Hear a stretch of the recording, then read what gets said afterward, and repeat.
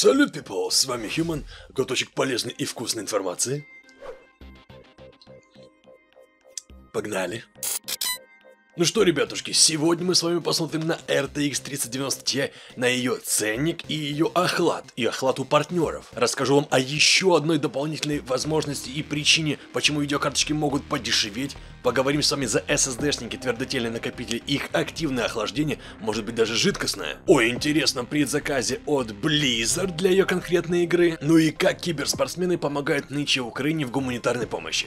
Ну что, друзья, Titanium версия RTX 3090 Ti у нас будет стоить порядка 2000 баксов, ну 1999 долларов. Во всяком случае, так будет позиционироваться видеокарточка от Nvidia Founders Edition. Следовательно, если мы с вами говорим за платы от партнеров, они, к сожалению или к счастью, не знаю, будут явно подороже. Кстати, уже стало известно, что уже у некоторых крупных, скажем так, магазинов или ритейлеров есть видеокарточки. Их там размерность в количестве 1000 штук, это касается Штатов в первую очередь, и еще к ним скоро подвезут.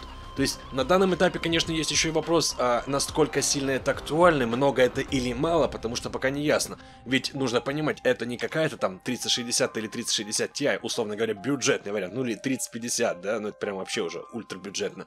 Это high-end видеокарточка, это последняя видеокарточка, которую еще и долго откладывали, потому что там были какие-то определенные проблемы. То есть, ну, вопрос ее актуализации популярности. То есть, да, далеко не каждый сможет ее себе позволить. И да, лично мне, конечно, жалко, что сейчас не получится ее себе на тест взять.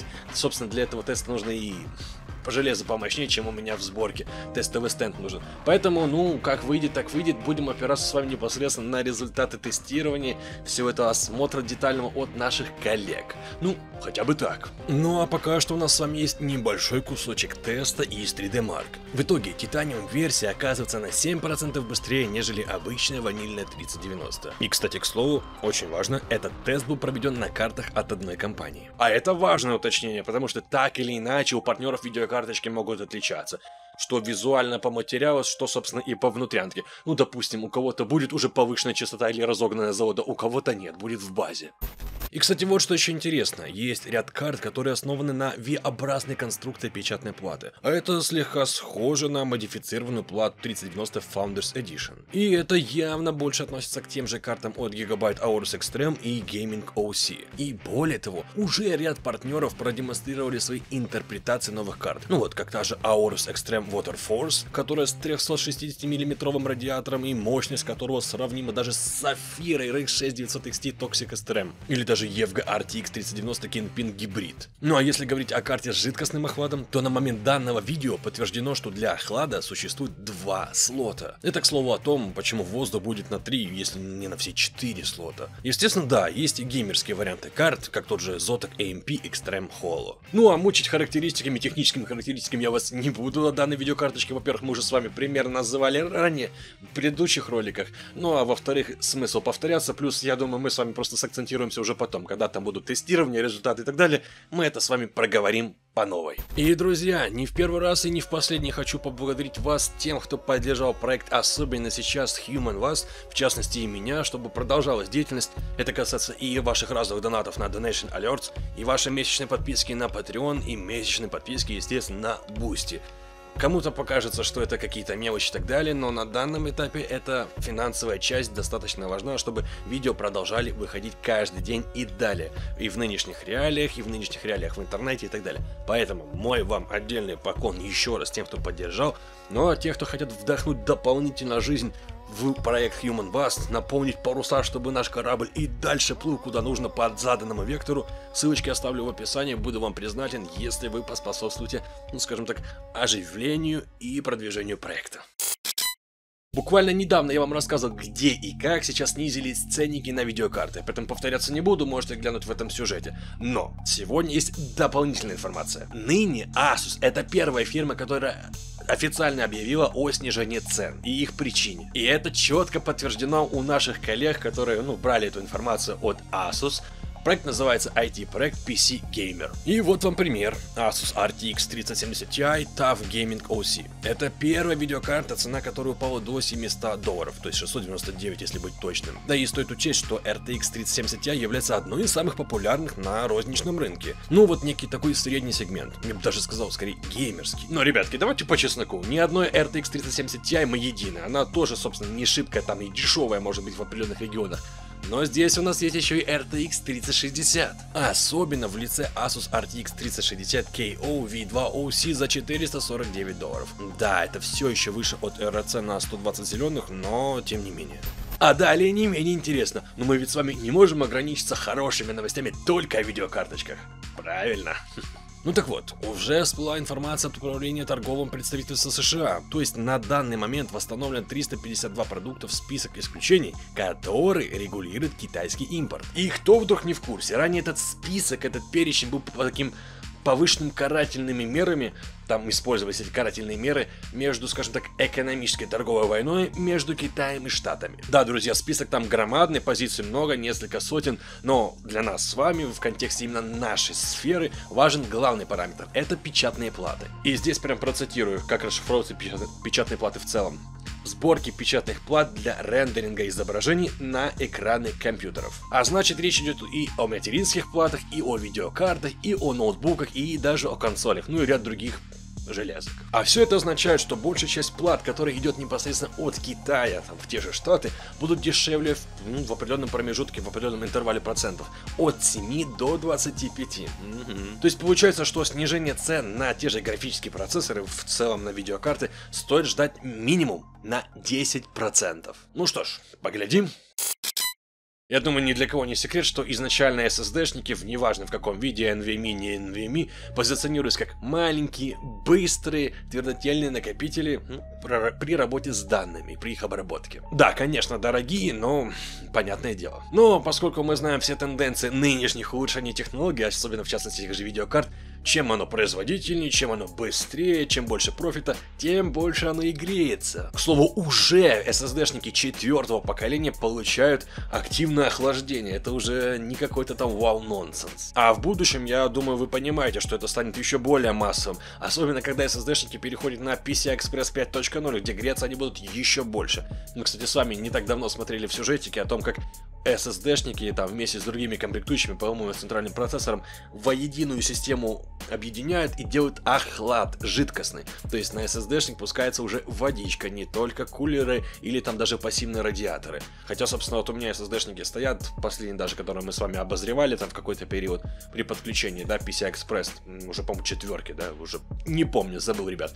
То у меня везде радиаторы стоят. И да, пригревается неплохо, хотя там уже изначально шла определенная пластинка, которая охлаждает, но она была настолько тоненькая, что я ей не доверяю, поэтому дополнительный радиатор. Ну это так, лирика. Об этом поведал в интервью главный технический директор компании Фисон Себастьян Жан. По его словам, каждый дополнительный гигабайт скорости добавляет около 1 ватта энергопотребления. И далее цитата. «Мы стараемся удержать уровень энергопотребления SSD со скоростью 7 гигабайт в секунду в накопителе 14 гигабайт в секунду. По итогу, одним из способов сокращения расхода энергии является уменьшение количества каналов NAND». И дальше снова цитата. «С практической точки зрения уже не нужно 8 каналов для раскрытия потенциала PCI Express Gen 4 и даже Gen 5. Интерфейс хоста можно заполнить 4 каналами NAND, а уменьшение количества внутренних каналов снижает общее энергопотребление SSD-шки на 20-30%. Другой же метод заключается в переходе на более тонкие техпроцессы, и тогда доступны более высокие тактовые частоты и пониженное напряжение. Плюс меньше энергии уходит на переключение состояния транзисторов, а это также уменьшает нагрев. И несмотря на весь этот процесс, да, по улучшениям оптимизации, Жан все-таки ждет появления радиаторов и даже вентиляторов на накопителях с Gen 5. Для настольных ПК это не должно, конечно, стать проблемой, если вентилятор будет тихим, это уж тем более, но этого нельзя сказать про ноутбуки и прочие компактные устройства. То есть либо как-то по-другому здесь надо решать проблему, либо ноуты будут потолще. Ну и либо SSD-шки будут другие. Ну и уже по состоявшейся традиции, конечно, несколько слов о игровой индустрии. Начнем мы с вами с Blizzard, о их предзаказе Diablo Immortal.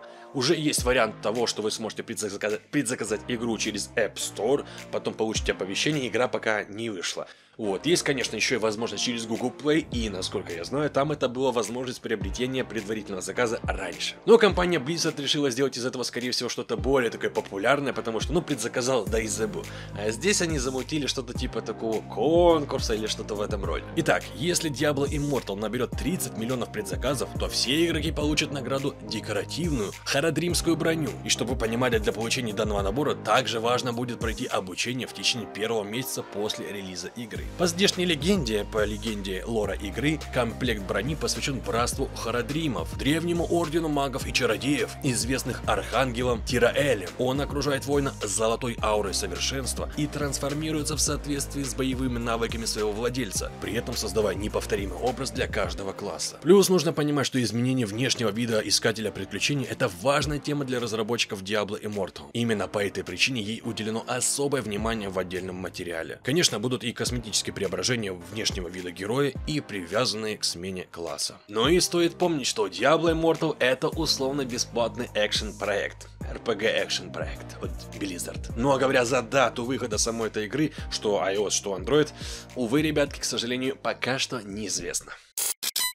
Чтобы поддержать украинцев, такая организация, как Organization GG, совместно с Vplay Holding и Reface запустили инициативу под названием «Марафон Streamers with Ukraine», то есть 30-дневная благотворительная акция, которая началась 24 марта. В течение этого времени любой инфлюенсер, стример или компания, вне зависимости от размера аудитории, может принять участие в марафоне и помочь собрать 1 миллион на гуманитарные нужды Украины. Все собранные средства пойдут непосредственно разом и Nova Ukraine, то есть некоммерческим организациям, которые помогают украинцам и зарегистрированы в США в соответствии с разделом 501.3 налогового кодекса. По итогу Organization GG не берет комиссию на пожертвования. И чтобы присоединиться желающим, участникам необходимо зарегистрироваться на официальном сайте до завершения акции, то есть 23 апреля. И принять участие можно в несколько способов: путем размещения уникальной ссылки на PayPal для пожертвований в социальных сетях, добавления QR-кода для пожертвований в стрим, ну и проведение игр и интерактивов со зрителями в прямом эфире.